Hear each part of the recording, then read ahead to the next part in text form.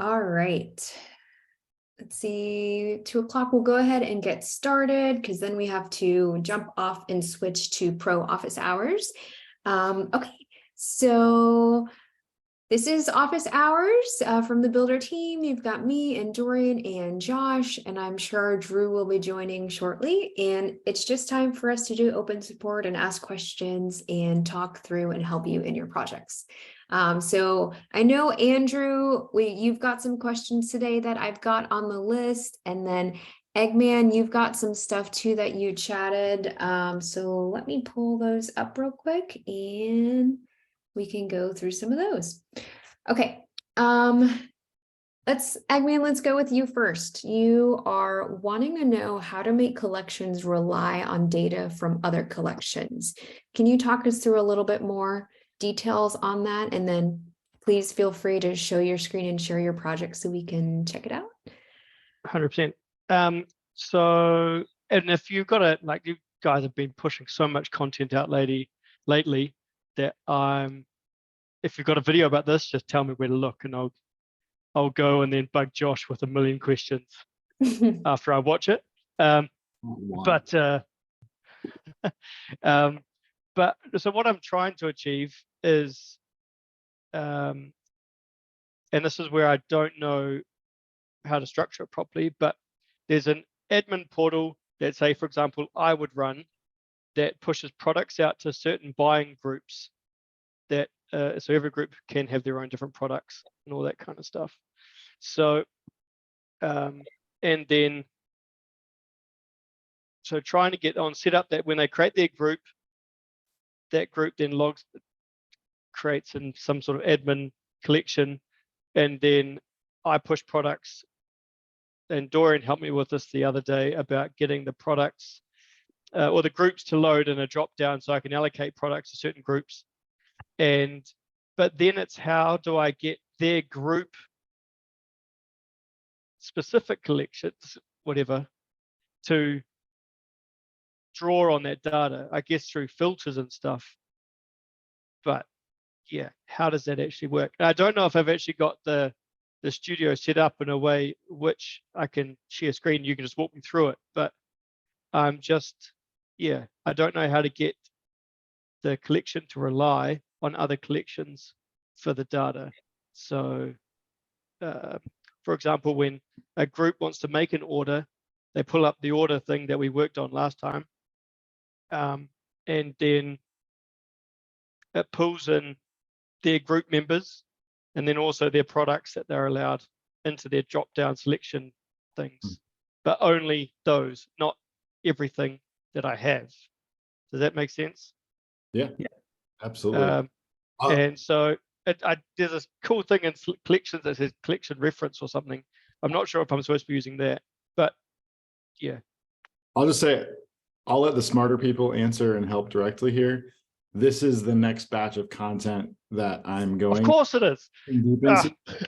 All about data management, data relationships, how to go get data, how to organize it, internal, external, literally like what's on a page, like what's the current record of this page versus that page, diving super deep into that. We just literally published 14 videos that we just finished on other stuff. That's the exact next topic. So it was not a great resource quite yet. There's definitely resources out there. They're just not updated for the new studio. And so, but we can certainly help here on your specific challenge. So. Yeah, for sure. And I'll chime in. So the first, well, it really depends on the setup. There's many ways to build it, right? So it's open to any method really that you can think of. But what I would do is we do have some actions already built that you can access now. There's one called filter by array and another one called filter by single value, I think. And transform JSON currently. Oh yeah, that's what it is. Yeah. Those will be renamed. In the future, if you're watching this, expect those to be renamed to something more obvious what they do. Yeah. And the one that ends with filter by array is probably the one you're after, because I'm assuming the groups associated to that order is multiple groups, not just a single group. Is that correct? So the idea would be that, well, of course, I'm struggling to monetize it, but the idea would be that, say, for example, I'm a poultry farm. I have 24,000 birds here in New Zealand, and we're trying to get away from using supermarkets. All right. And so we're trying to allow people to form group syndicates in which they can order eggs or produce or whatever they want and have it sent to the one place, either the office or the church or the whatever it is, and then it gets delivered out. They pick up their own orders from there, whatever, just to save on the shipping and everything, because they're buying only one product. It's inconvenient. So we're trying to take away the inconvenience by grouping stuff together. So in my case, poultry farm, free range eggs, it would be, I'm the admin, and then say Dorian Incorporated is an office group of 5 people that form a group, and then it opens up so Dorian will then open up an order window in which the members can log in and then place all their orders and pick all their products they want and pay and rah. And then when their order window shuts, sorry, what? From the poultry farm? Yeah, or whatever products we have now. It could be that milk, I offer milk. I don't know why I would, but like milk, and then they could get a bottle of milk and a dozen eggs delivered with, so everyone can manage their own order, pay their own way, but then take advantage of not having to pay shipping because it's all kind of bundled together. So there's the admin, there's the group admin, and then there's the member side. So the group admin will go, right, I want to either manually add everyone's order for them or open a buying window, but then only allow the products that that specific group is entitled to. For example, I can't ship milk or eggs to Dorian because he's in the States, so he can't have access to those products. So each group is specific. So I don't know if you mean array as in every group gets the same thing or whatever, but each group has their own specific products. Some may overlap different groups and some might not. Does that answer your question? I like to babble. Yeah, I think so. So it sounds like you're just trying to filter a products list by one single group value, essentially.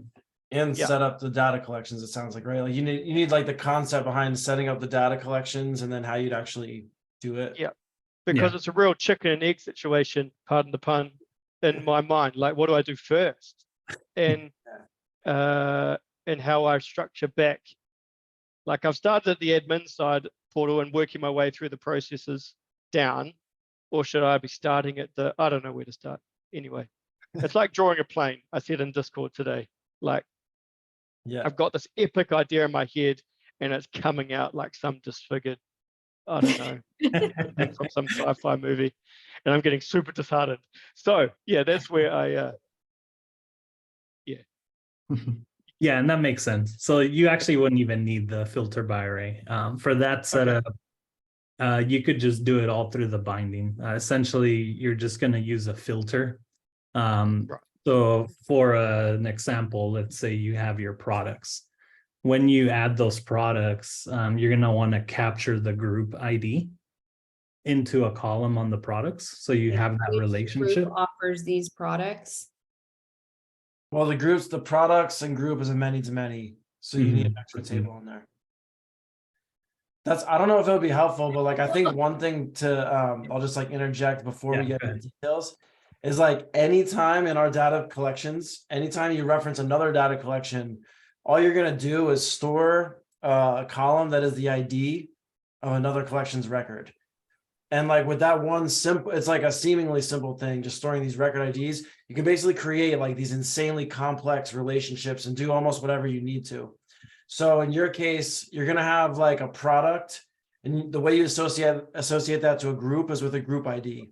Or like if a user ordered a product, you'd have the product ID associate that user. You're just linking everything up by IDs. So that's concept one, I feel like, And then in your case, because the relationship between products and group is what's called many to many. Like you're going to have like different groups could have the same product or different total products or whatever.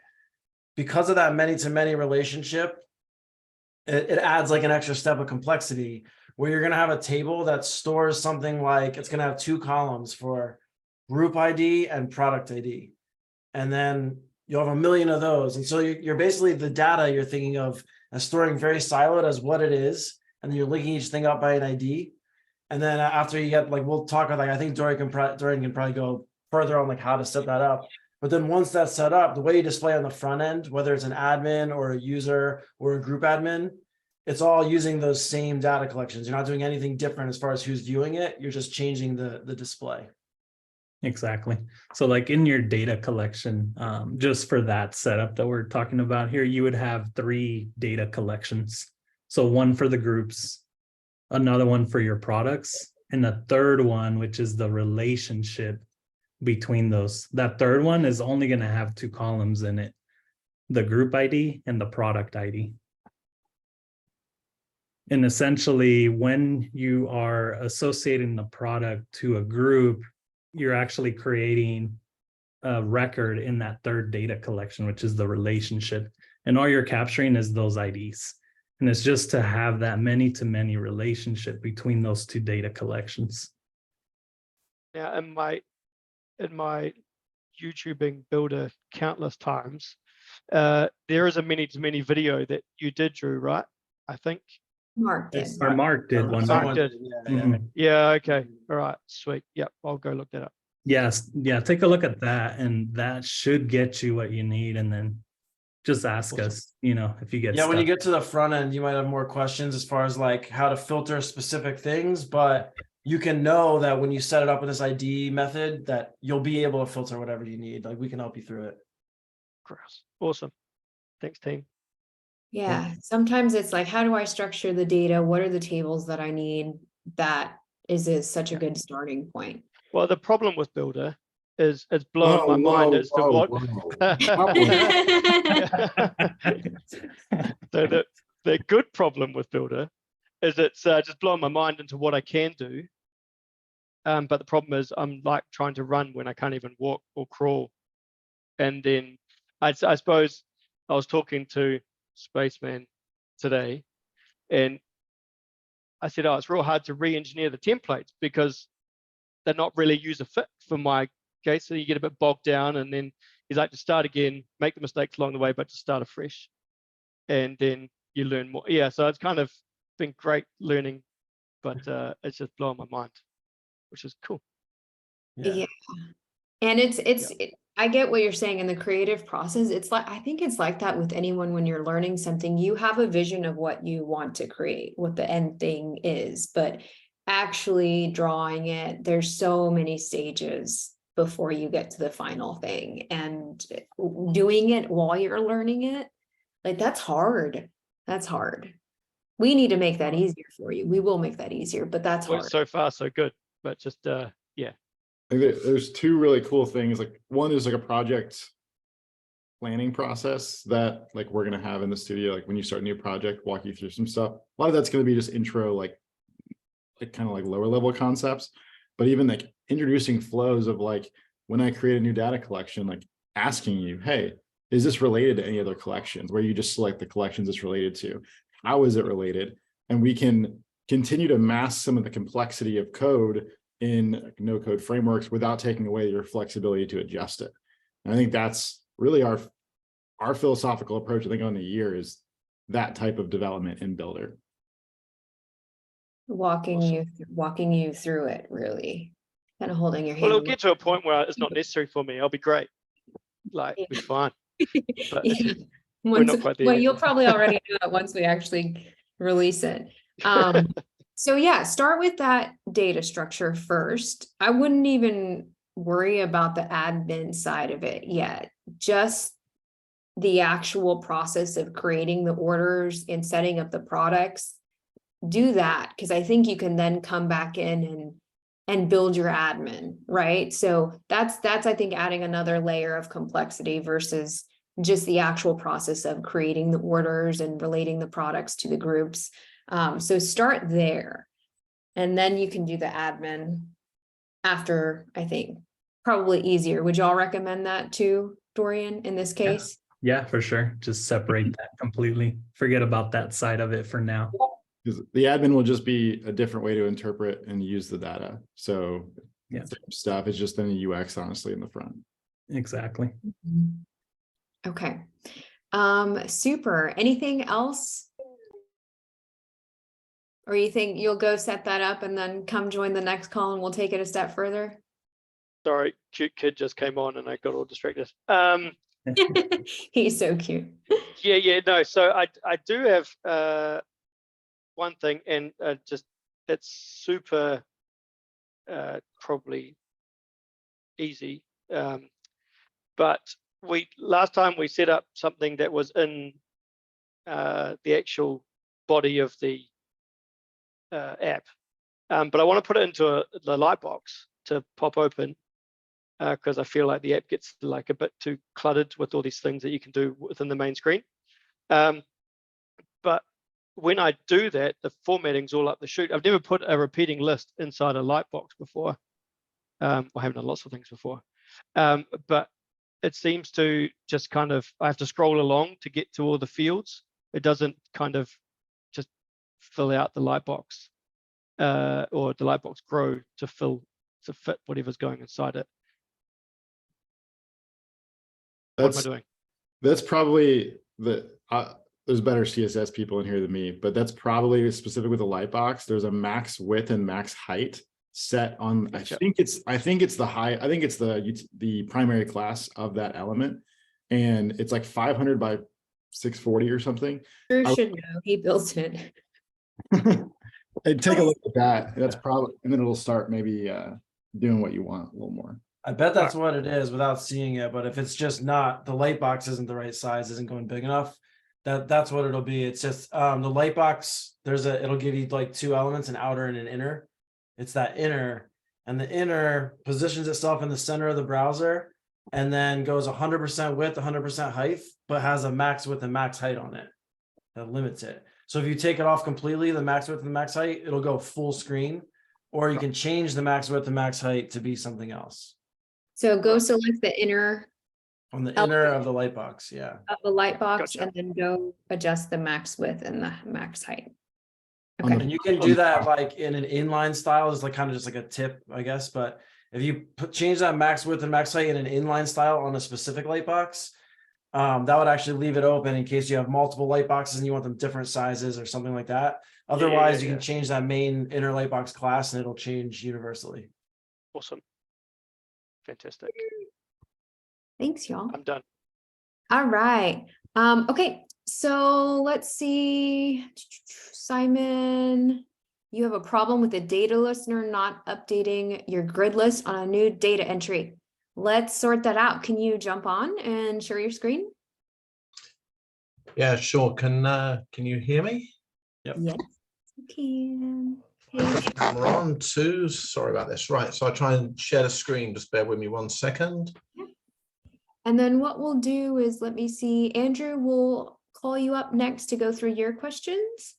And then y'all definitely chat if you have anything else that you want to see if we can try to get through today.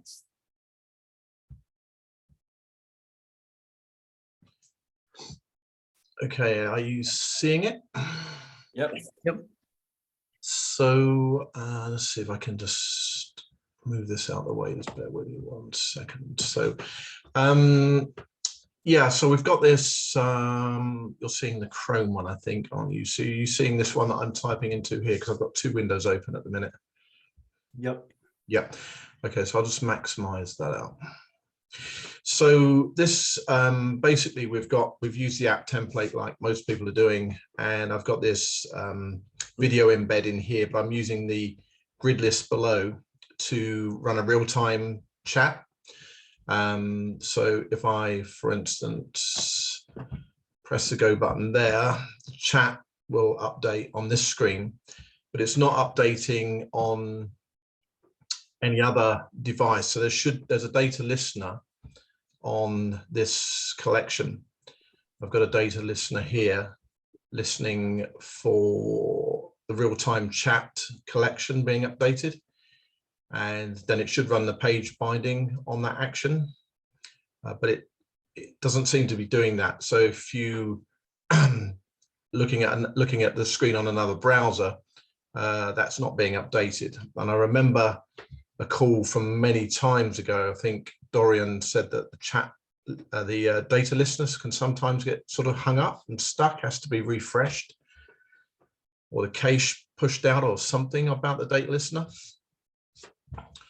So I just wondered whether you guys had any experience. I could actually send you a link to this website if you want, so you could all log in and just see whether your chat updates your end, if you wanted to have a look at it. Obviously, I've only got one screen open at the moment, so you sort of have to believe me that it's not updating on other screens. Yeah, no, we believe you for sure. You should be able to replicate it even if you just duplicate that tab. Because every tab creates a separate webhook for that listener. Right. So like copy that, paste in a new tab, and then let's add a record and then go to the other tab and see. Yeah, just bear with me one sec. Okay.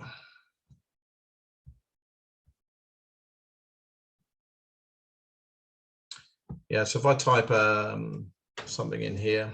Mhm.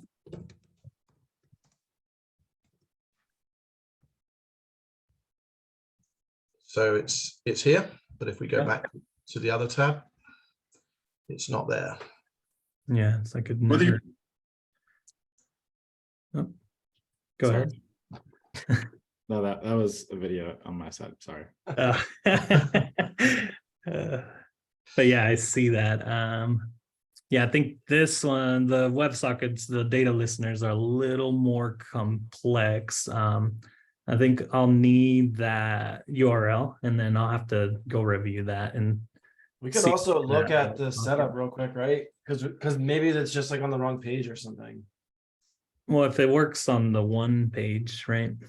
Yeah. Oh, that's only updating on this page it's on with the data listener. You're not. Yeah, Yeah. it works correctly. It just Gotcha. didn't update the page where you weren't on. So interestingly, I have a data listener on when this box is updated with anything, it does a bit of page binding. So even if I type a space in here, you'll notice that it's arrived here. So the page binding does work on this page. It's just the data listener isn't triggering it. Yeah, triggering it. Gotcha. So we're sort of quite mature with this project, and this is probably one of the last things which I need to get solved before I can launch it. Nice. So it looks like it's working when it's being updated, but not when it's being created. Yeah, so just by typing into that box at the top, the page binding is run, and I'm doing that because I've actually got another sort of sub routine going on to check whether the user is blocked from chatting. So by sort of typing something in there, it actually activates page binding because it's running another little subroutine. But obviously the data listener should trigger page binding too. Yeah, for sure. Yeah, I think some things like throwing an error or the WebSocket's not connecting correctly or something, because it definitely works when you're creating it on the local tab. Yeah. And that's the same setup. There's nothing different from it. It's just triggering the listener when that record is created. So yeah, I think this one I'll have to review that with one of our devs to debug a little bit deeper to see what's happening with those WebSockets. Okay, so do you want me to send you the link to the app? Yeah, send us that, and then now we can review that, and then we can get back to you to see what's happening there. Simon, will you send the link to the app and the page name? And then I'll get it written up in a ticket for Dorian. You can chat it to him or me. Yeah, do you want me to add you as a collaborator or just send you the link to the app? Just the app is fine. Okay, cool. I won't need to go into the studio or anything. Righty. Okay, many thanks. I'll do that and hopefully we can bottom this one out. Yeah, for sure. Cool, thank you. Yeah, thanks, Simon.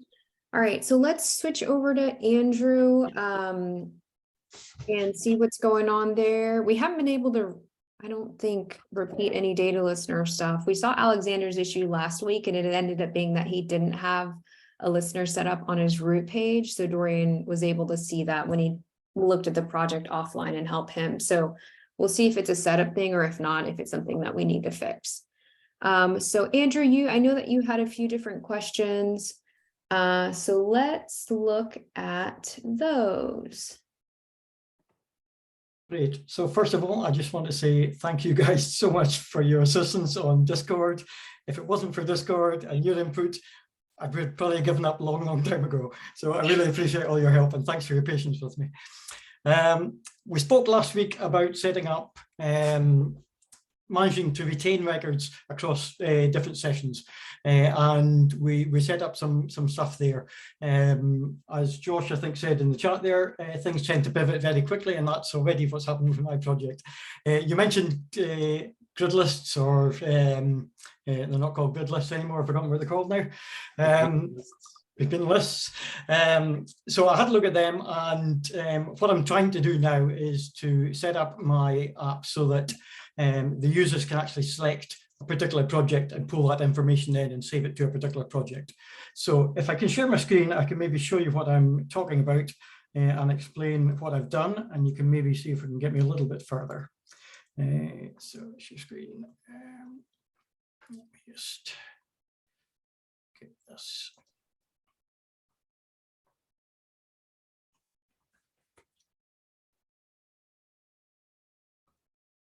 Are you guys seeing that yet? No? Yep. You are? Okay. So you can see the homepage, can you? Yeah. Yeah. Yeah. You are, Positioning generator. Great. Yeah, I'm not quite seeing what you're seeing, obviously. So basically, we've got the same app we're working on last week.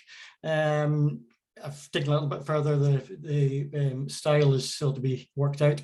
But basically, what I want the users to be able to do is, when they come in, to add a new project or select a particular project that they've already got.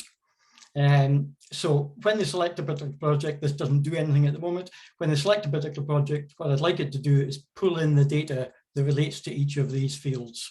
And what I've done is I've set up a collection, basically with the various fields and the project name. I've filled in a couple of those. And I know I can create a new project. So I created this one just before the meeting, the fourth project, which has no data in it at the moment.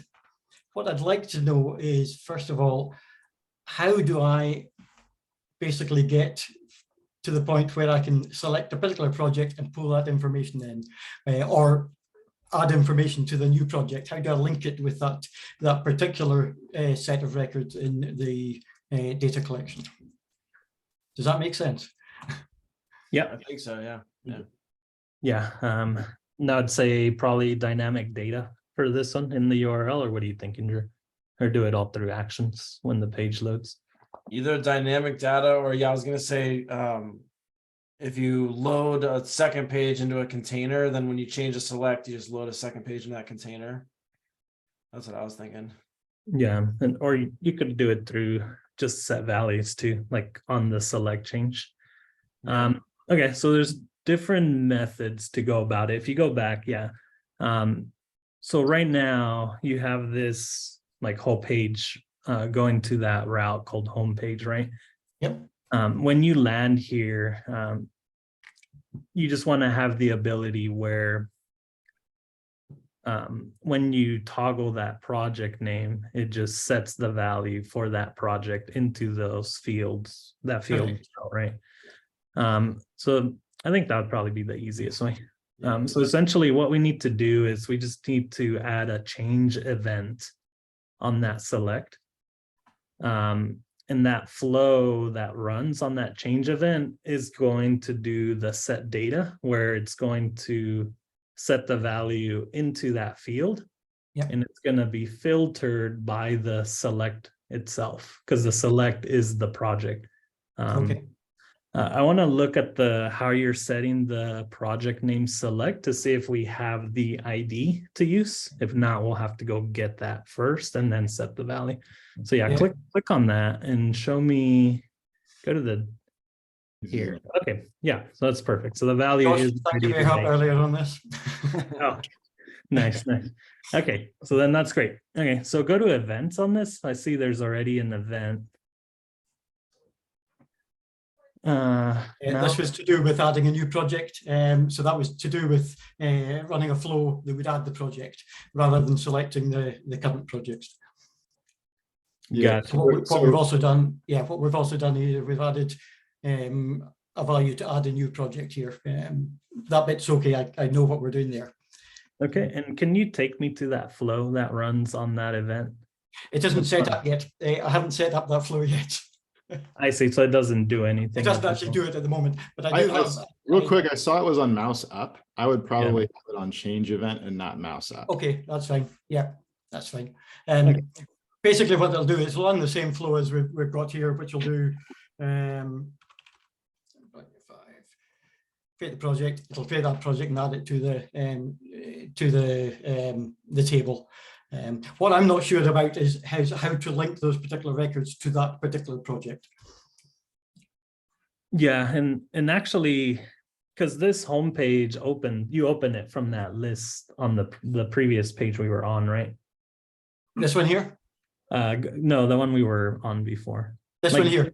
This was is really just this probably won't exist. This was just to allow me to do some tests. So basically, it'll all be done from here. They'll create the new project from here, and then they'll be able to select the projects from here as well.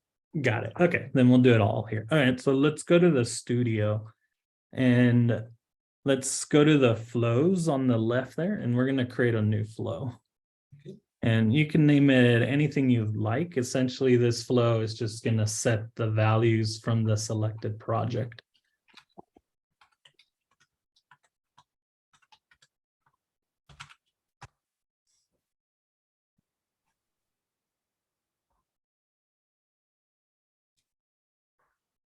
Okay, and what we're going to do on here is going to be a set value. So if you type set value, it actually will say, I think, element set value. Yep. And the first argument there, click in there and select that input field where we're trying to set the value into. Yep.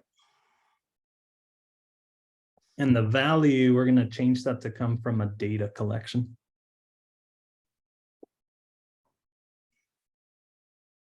And then not data collections, because that's just getting the ID. If you go back in there, there should be one just called data collection from data. Yeah, that one. Oh, right. Okay. Sorry.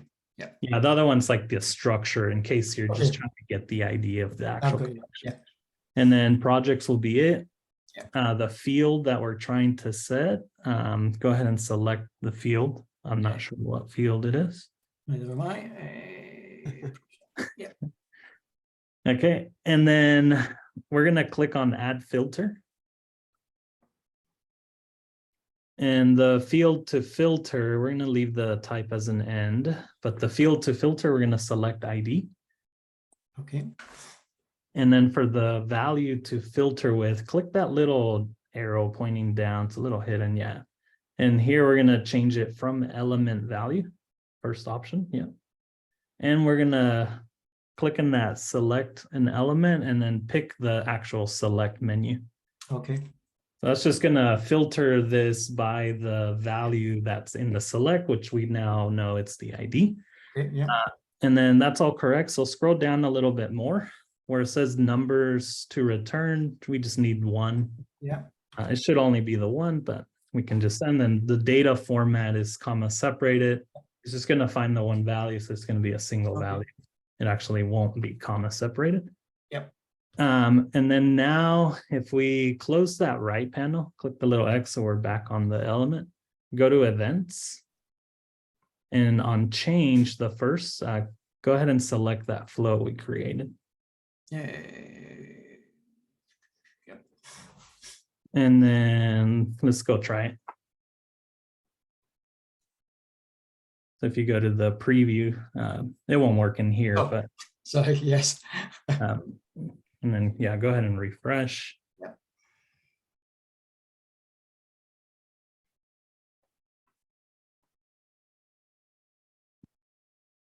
No.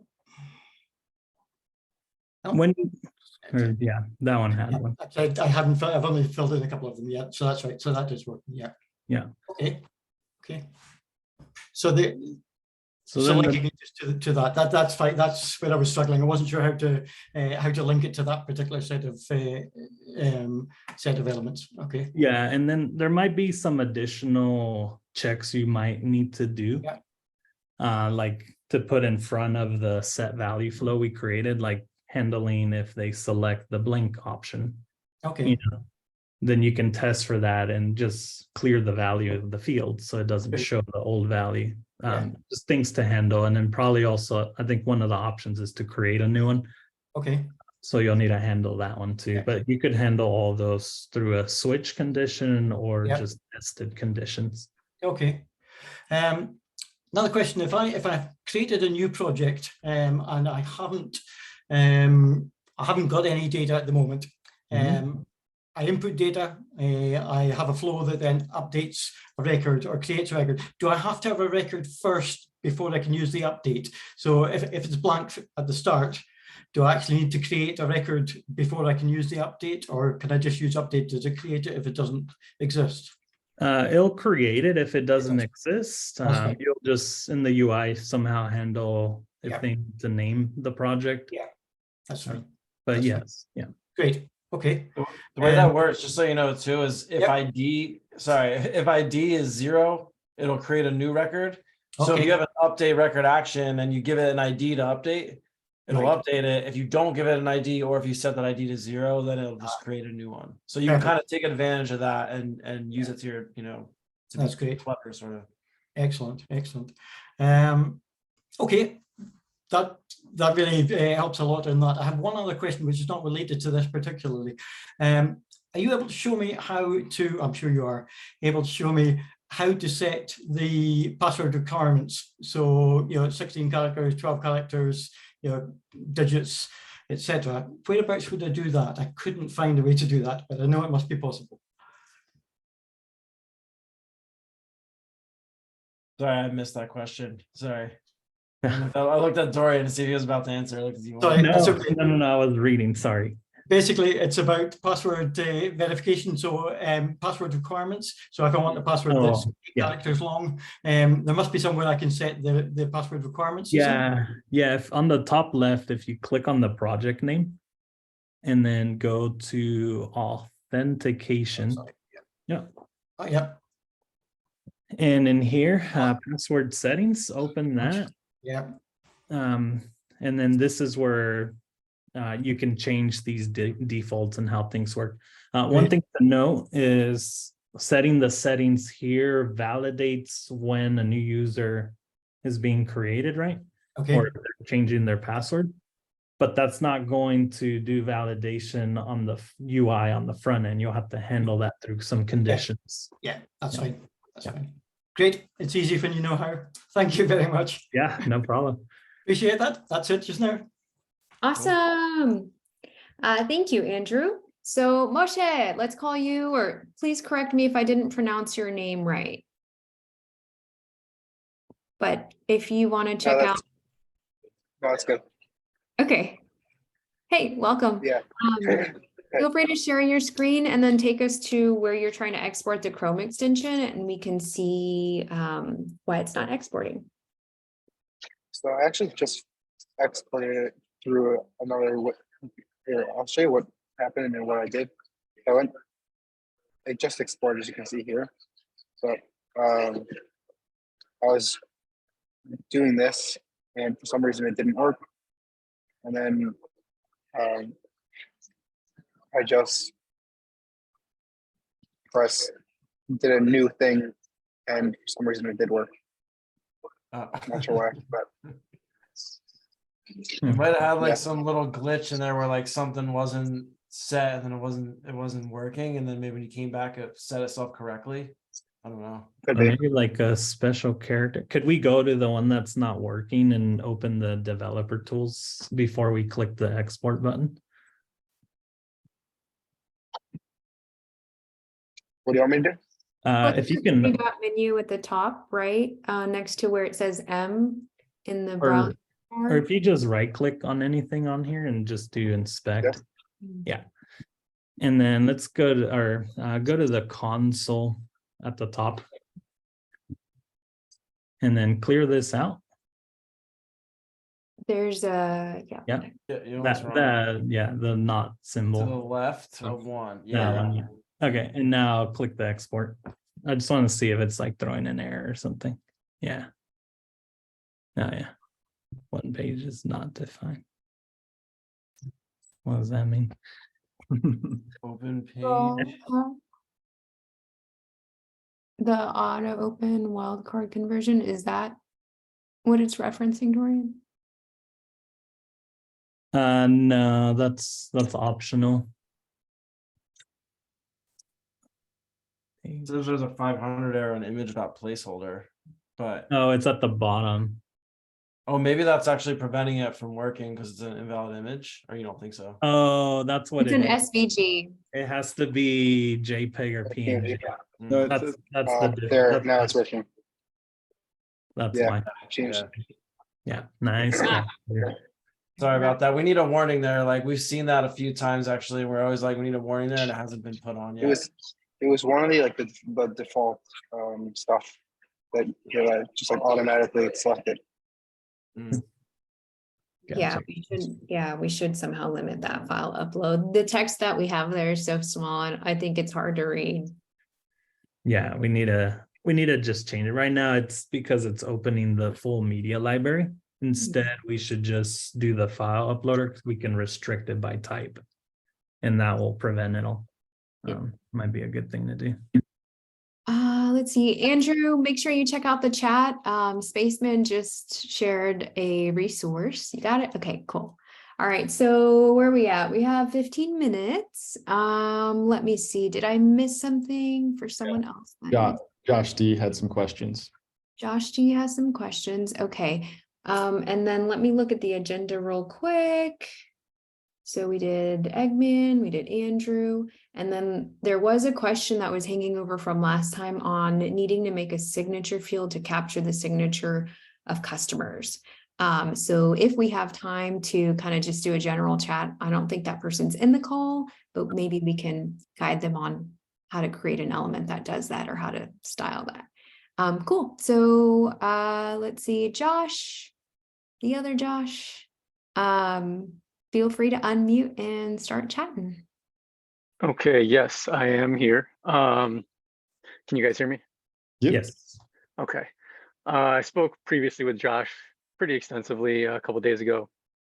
Drew gave me some help with some data manipulation, but I'm trying to figure out really the general approach to my project right now. The record limit is what's kind of throwing me off, so I need assistance on if it's even going to work for me within Builder at this point. So I kind of need to just run through, I guess, the basics of my project, get a sense of what you guys think might be the best scenario, or if I do need to look externally at something back end as a service wise, because I might just not have a choice. So what I can do is share my screen and kind of show you guys a couple things that'll maybe give you a sense of what I'm doing and run you briefly through my project. So let me go ahead and do that.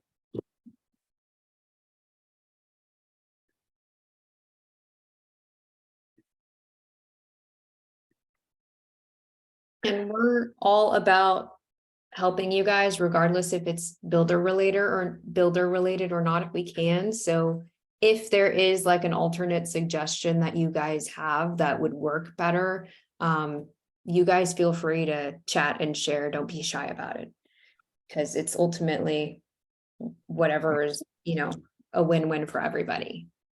Okay, give me just a moment because it's saying that to share my screen, I have to reopen Zoom. So See, let me see. You're gonna have to close it. Bye, Josh. Yeah. All right, 1 second. Moshi, how long is your question? Can we answer it fast? I can tell you the question. You can tell me if it's something. Basically, I'm trying to what I'm trying to do is build a scraper that scrapes. So you open this extension on LinkedIn, it scrapes their data sends it to GPT-3, and then fills the message with that Yeah. info. So is there a way to like scrape the website in Builder? Or how does that work? There'd definitely be a way. I'm confused that if Josh is actually Yeah, it looks like it worked anyway, even though it said I was gonna have to quit. But I mean, go ahead though. You're on your thoughts, so go ahead. No, I think the full answer is like deeper, so I don't want to skip you. I think yes. My only question would be the authorization of the LinkedIn URL if the data that you all want is available, or if it's public or behind a connection. I think you'd be all right actually, because if you're like signed into LinkedIn on the page to get on to you want data from the page you're looking at, right? Correct. Yeah, there's an action called, I actually forget the full title, Dorian probably remembers. There's a Google Chrome action for getting page data. And I think it might be called like get page data or something, but it gives you like everything, like all the elements, all the attributes, and you can filter it and you can filter afterwards. So there's a little bit of a longer answer, but the short answer is there's that one action. Yeah, and the action name, if you search, it's called Chrome extension general page scraper. There you go. Cool. But yeah, you can give it any parameters. You can exclude the headers, because sometimes there's content in there that you don't want to search. But yeah. So then you'll just narrow it down to the info that's relevant and feed ChatGPT and ask for the message. I'm actually building a similar model on another app, so we can chat in DMs. All right, Josh. Back to you, man. Okay. All right. So you should hopefully see my Xano up at the moment. Yep. Okay. So I came across Xano long before I actually came across Builder. So I had started setting up things with that. It was actually Prakash from Xano that turned me on to Builder and suggested that I go in your direction. But I was hoping to avoid Xano in the first place once I found you guys, because my goal is really to just keep costs down and get out there as quickly as possible. Basically, what I am doing is it's very statistic related. So I'm dealing with sports. Right now, it's specifically football. And I'm taking pretty much all historical sports data, and I'm running a whole bunch of different proprietary algorithms on it, and then feeding that to my users as insight and advice for fantasy football decisions. And the problem with that is we're talking about heavy data. So we're talking like 2,000 players at least, and then 16 games every year. So that's like 32,000 records. Yeah, 17, yes. Well, if you go historically back, most of the years will have 16. So anyway, then you have anywhere from 2 or 3 years per player to all the way up to, Tom Brady, who's playing for how many years. So I'm looking at 180 to like 300,000-400,000 data records before I even do anything. And now, as you see with Xano, I also was separating out my database tables and kind of normalizing things. So I had my relationship set up well, and so I was as performant as I can be. So that makes it even greater, the amount of records that I'm going to have, because no longer is it just one single row for everything. It's all going to be separated out into tables. So, I mean, hundreds and hundreds of thousands of records. And then I was hoping to allow my users to then also bookmark and maybe even create their own custom rankings. So taking these players, sorting them themselves, which again, then they would be updating the database with their own record collections. So that's going to start piling up really quickly with my database. And the only way I can get around it is limiting what I do. So basically not doing the things that I was hoping to do, or limiting the data that I provide, or I have to use something like Xano and use Builder just as basically the front end, which I could do, but I was hoping to try to stick to one thing if possible. Happy to walk you through a little more, but hopefully that gives you a little bit of a sense. And I don't know if anybody has any ideas of how I could do this within Builder and just Builder without starting to get to like beyond pro plan usage. Before we answer real quick, as you guys are thinking about responding,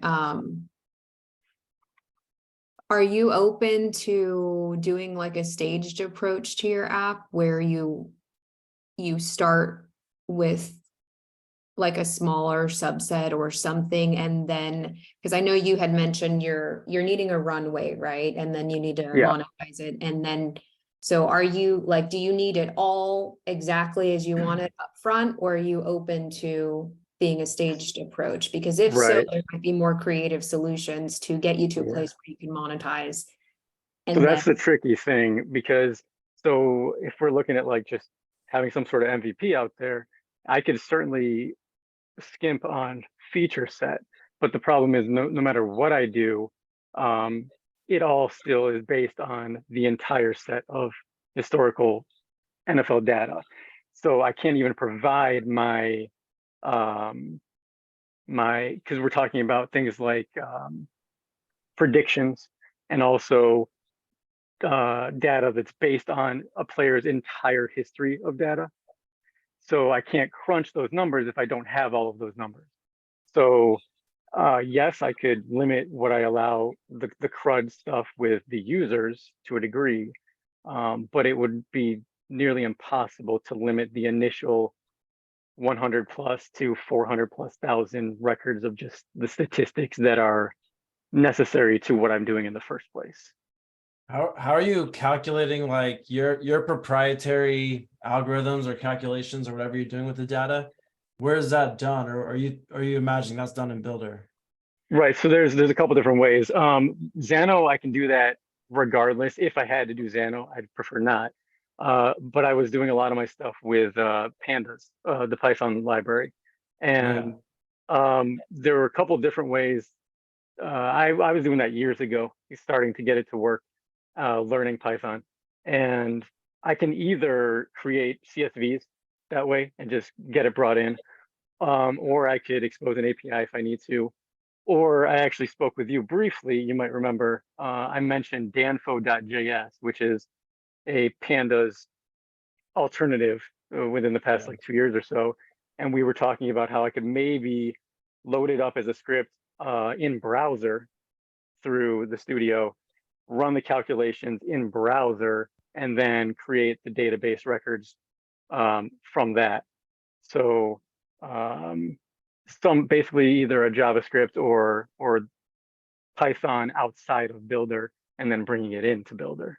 Yeah, that's basically what what I was gonna get at is like, no matter what, in my opinion, you'd want to use a totally separate non-builder thing in Python, Yeah, or something like that for the actual data stuff, because you need to pull in and have all those historical records, like whether you're pulling them from the NFL API or wherever you're doing calculations. Like if you try to do those in a browser with Builder, and if you try to do them on the fly, it would be insane. It would take so long, and like the cost stuff like you're talking about. But even still, practically, I think it would take too long.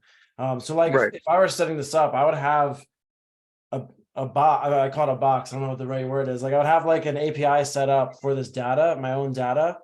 And that can be like Python or anything, whatever you want there. It doesn't even need an interface. Like it doesn't even need a website or anything, but that's like your data. And then you have an API and you use Builder, you pull that data with the API. That's like the proper setup, I think, for this level of data.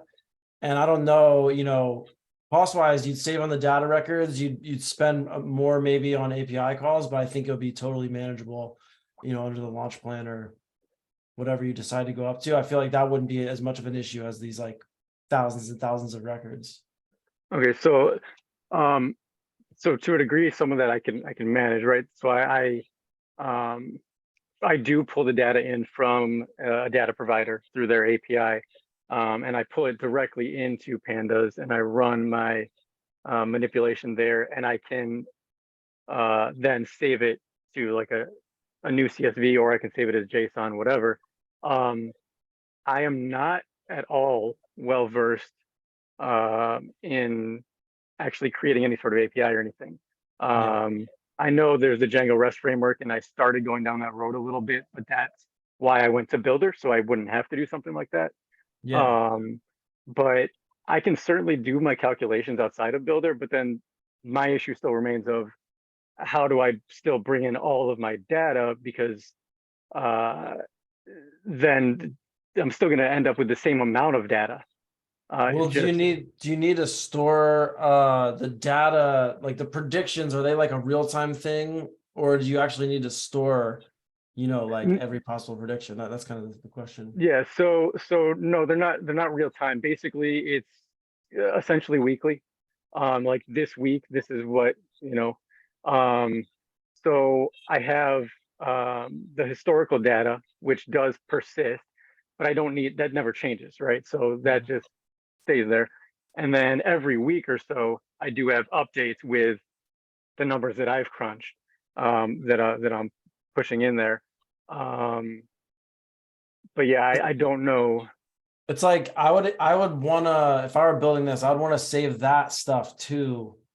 Like each week, save all the new data to this data server, and then like the API, depending on what people are gonna do with that data, that's more what I was getting. Like if they say like, who should I start, and they give 2 names, and it's gonna tell them which one to start, that would be like one API call to your data, rather than saving any of that in Builder. But I don't know if that's exactly what they're doing too. Like, and if you need to store in Builder, you could save all that data as one JSON file, maybe, and like once you bring the JSON file into the browser, you can have thousands of records, no problem. It's not costing you anything. So maybe something like that would be the route there.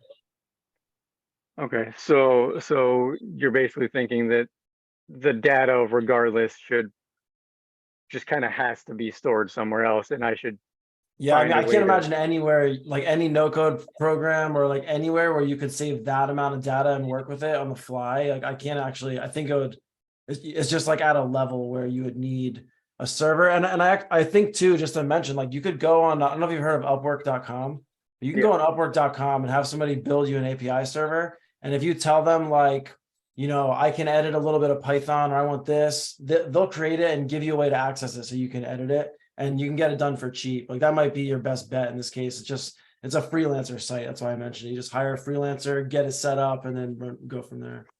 Okay. I'm so sorry to have to cut y'all off, but All it right. is time to switch over to pro office hours. So if you have a We can pro keep talking in project, Discord though about it. yes, Okay. if you, or like we can keep going in the next call.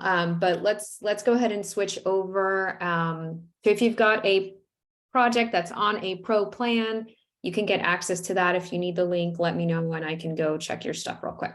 Otherwise, we'll see you next week, and thank you for the great call. Bye, everyone.